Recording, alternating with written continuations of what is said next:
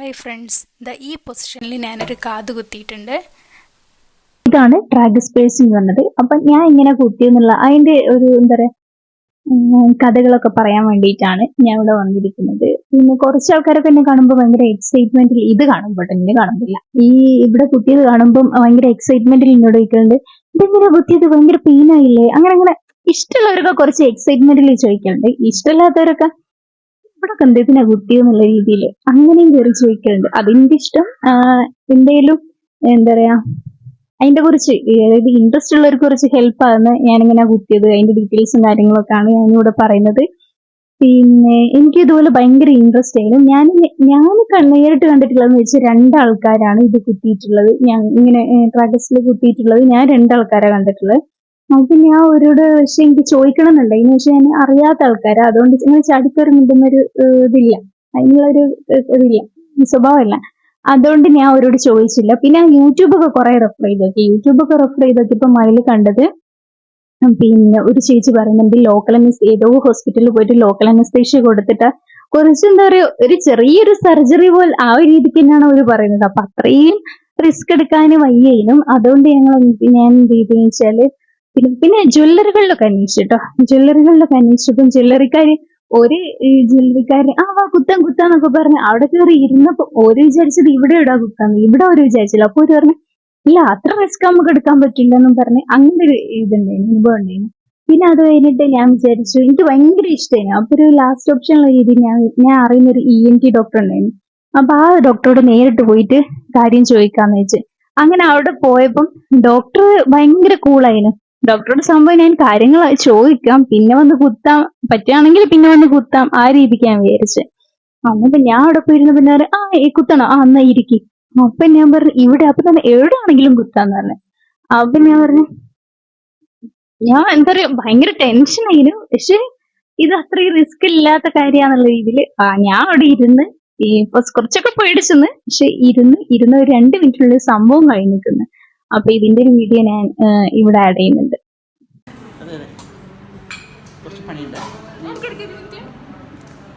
കുറച്ച് പണിയുണ്ട്, ഈ തല എനിക്ക് അടി മിസ്സാവും.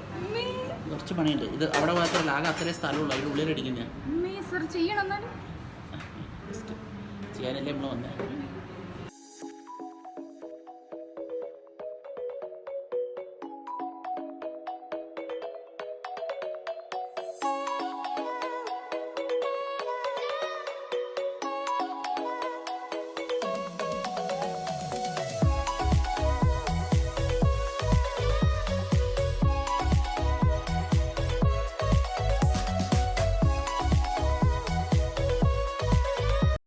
പിന്നെന്ന് വെച്ചാൽ എന്റെ ഇപ്പം ഇവിടെയൊക്കെ കുത്തിയിട്ട് കുറേ വർഷമായി, അതിന് മേലുള്ള ഇതൊക്കെ കുത്തിയിട്ട്.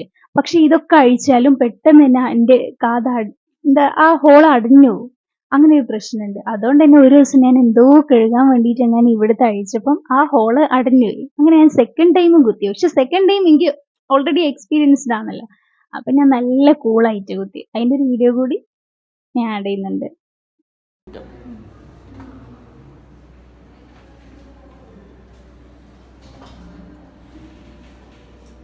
Ready? Steady? Go. അതേ സ്ഥലത്താണ് ഒരു ഇഞ്ച് പോലും. എന്റെ വീട്ടിലെ സ്നേഹത്തെ ഉണർന്നു ഗൈസ്.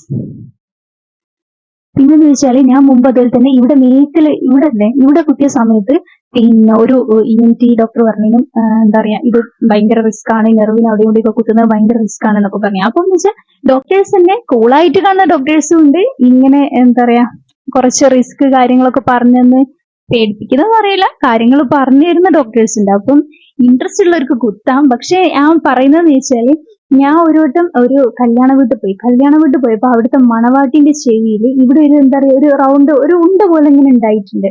അന്നപ്പോ ഒരമ്മ പറഞ്ഞാണ് അതെന്താന്ന് വെച്ചാൽ ഒരു സെക്കൻഡ് സ്റ്റഡി കുത്തിയപ്പം ഇൻഫെക്ഷൻ ആയിട്ട് ഉണ്ടായതാണ് പോലും. അപ്പൊ ഞാൻ ആദ്യം എന്താ പറയാ ഇവിടെ കുത്താൻ പോയപ്പം ആ ENT ഡോക്ടറും പറഞ്ഞിരിക്കുന്നത് അവിടെയൊന്നും കുത്താൻ പറ്റില്ല, കാര്യം എന്ന് വെച്ചാൽ ഇൻഫെക്ഷൻ ആവുന്ന ഒരു അസുഖമുണ്ട്, ആ അസുഖം എന്ന് വെച്ചാൽ ചെവി ഏകദേശം കോളിഫ്ലവർ പോലെ ആവും എന്നൊക്കെ പറഞ്ഞിട്ടുണ്ട്. അപ്പൊ അന്ന് വെച്ചാല് അത് ശരിക്കും പേടിപ്പിക്കാൻ പറഞ്ഞില്ല, ശരിക്കും അങ്ങനെ അസുഖം ഉണ്ട്, അങ്ങനത്തെ ഒരു ചെവി ഞാൻ നേരിട്ട് കണ്ടിട്ടുണ്ട്.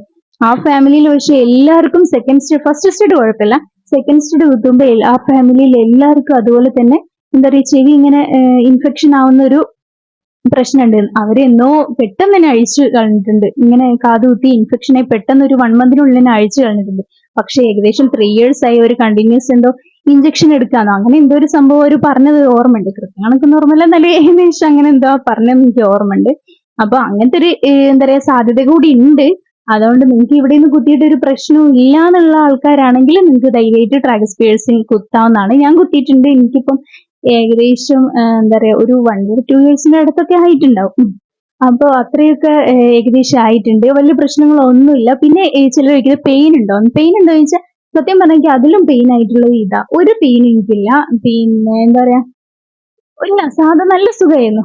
അങ്ങനെ പെയിനും കാര്യങ്ങളൊന്നും ഉണ്ടായിട്ടില്ല. പിന്നെ വലിയ പെയിൻ സഹിക്കുന്ന ആളൊന്നല്ല. കുറച്ച് ഇഞ്ചക്ഷൻ ഒക്കെ ആണെങ്കിലും കുറച്ച് അതിന്റെ പേടിയും കാര്യങ്ങളൊക്കെ ഉള്ള ആൾ തന്നെയാണ്. അപ്പം എന്താ പറയാ പക്ഷെ ഇത് ഒട്ടും ഇങ്ങനെ പെയിൻ കാര്യങ്ങളൊന്നും ഇല്ല. സാധാ നമ്മൾ സെക്കൻഡ് സ്റ്റഡി വെക്കുമ്പോൾ പെയിൻ ഉണ്ടോ അതുപോലൊക്കെ തന്നെയുള്ളൂ. പിന്നെന്ന് വെച്ചാൽ അവിടെ തട്ട് ഇവിടെ തട്ട് അങ്ങനത്തെ ബുദ്ധിമുട്ടൊന്നുമില്ല. ഈ ഒരു ഉറങ്ങാനൊക്കെ നല്ല സുഖമായിരുന്നു. അങ്ങനത്തെ എന്താ പറയുക യാതൊരു ബുദ്ധിമുട്ടുകളും എനിക്ക് ഉണ്ടായിട്ടില്ല. ആ ഒരു പേഴ്സണൽ എക്സ്പീരിയൻസിൽ നിങ്ങൾക്ക് ഇൻഫെക്ഷൻ കാര്യങ്ങളും ഉണ്ടാവാത്ത ചെവിയാണെങ്കിൽ നിങ്ങൾക്ക് ധൈര്യമായിട്ട് കാത് കുത്താവുന്നതാണ്. ട്രാഗസ് ഈ സൈഡിൽ എന്താ പറയാ ട്രാഗസ് തന്നെ പറയാൻ തോന്നുന്നു. ആ സൈഡിൽ നിങ്ങൾക്ക് കാത് കുത്താവുന്നതാണ്. അപ്പൊ എന്റെ എക്സ്പീരിയൻസ് ഇതാ. എനിക്ക് നല്ല കൂൾ എക്സ്പീരിയൻസ് ആയിരുന്നു. Okay, thank you.